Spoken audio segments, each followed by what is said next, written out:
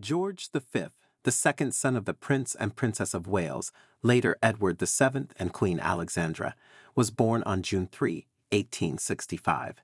He became King of the United Kingdom of Great Britain and Ireland, and then of the United Kingdom of Great Britain and Northern Ireland, ruling from May 6, 1910 until his death. George V belonged to the Saxe-Coburg-Gotha dynasty until 1917, after which the royal surname was changed to Windsor.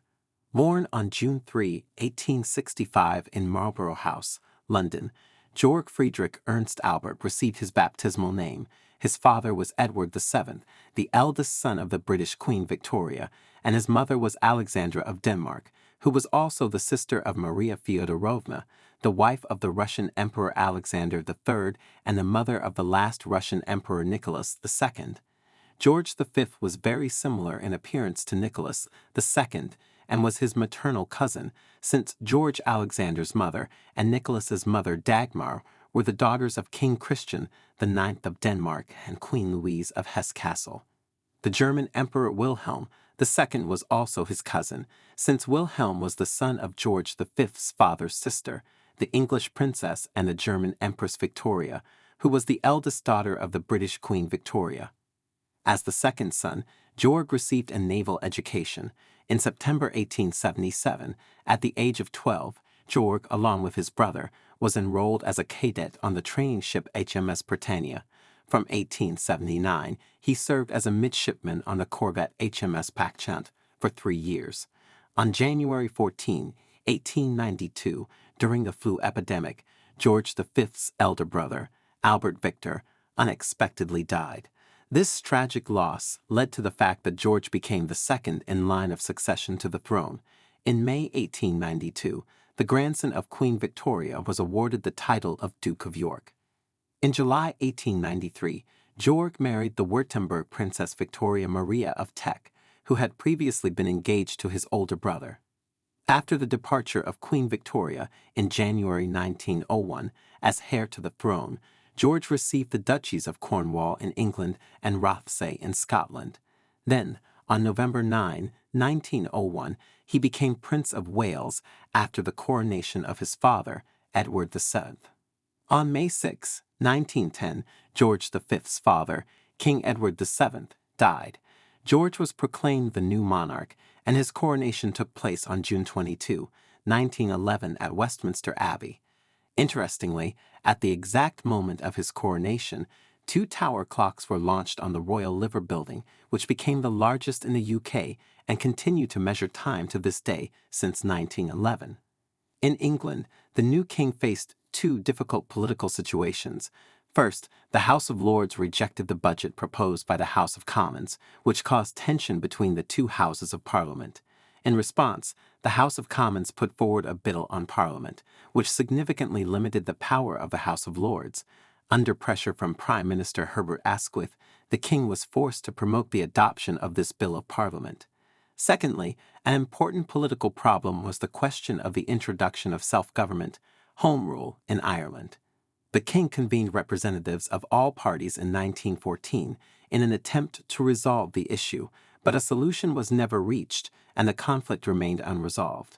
The Anglo-Irish Treaty was signed only in 1921 after long and difficult negotiations. During the First World War, from which Great Britain emerged victorious, George V decided to renounce all his personal and family German titles.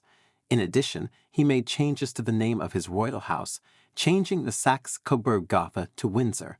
In March 1917, he officially rejected the request of the Russian Emperor Nicholas II and his royal family to reside in the UK, effectively banning them from entering and remaining in the country. In the period from 1923 to 1929, due to the economic crisis in Great Britain, there were frequent changes of governments. In 1924, due to the lack of a clear majority of the 3 rival parties, King George V was forced to replace the Prime Minister of the Conservative Party, Stanley Baldwin, with the Labour James Ramsay MacDonald. During the miners' strike and the general strike in 1926, the king actively used his opportunities for mediation and reconciliation between the parties to the conflict. During the economic crisis in 1931, He helped accelerate the protracted negotiations between the party leaders and invited James Ramsay MacDonald to become the head of the coalition government. Under his rule, in 1931, the Statute of Westminster was adopted, which established the legal status of the Dominions and their relations with Great Britain. This statute created the basis for the formation of the British Commonwealth, with George V also becoming king of all dominions. In 1932, on December 25, George V addressed the nation for the first time in Great Britain with a Christmas message, the text of which was written by the famous author Rudyard Kipling. During the celebration of his Silver Jubilee reign in 1935, King George V was struck by a lot of sincere congratulations from the British. However, in the last years of his life, George V suffered from chronic lung diseases, and several times his condition became very serious. The king passed away at Sandringham on January 20, 1936. It was only 50 years later that it became known that his life physician, Baron Bertrand Dawson, on his own initiative committed euthanasia by injecting morphine and cocaine to the king when he fell into a coma after severe bronchitis.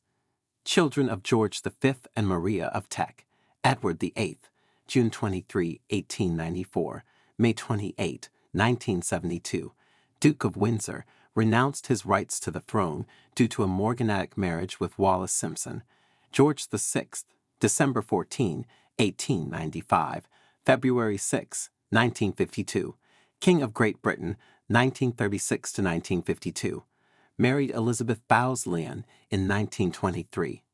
Maria, 25 April 1897, 28 May 1965, Princess Royal, married Henry Lascelles, 6th Earl of Harewood. Henry, 31 March 1900, 10 June 1974, Duke of Gloucester, was married to Lady Alice Montagu Douglas Scott. George, December 20, 1902, August 25, 1942, Duke of Kent, was married to Marina, Princess of Greece and Denmark. John Windsor, July 12, 1905, January 18, 1919, died of epilepsy.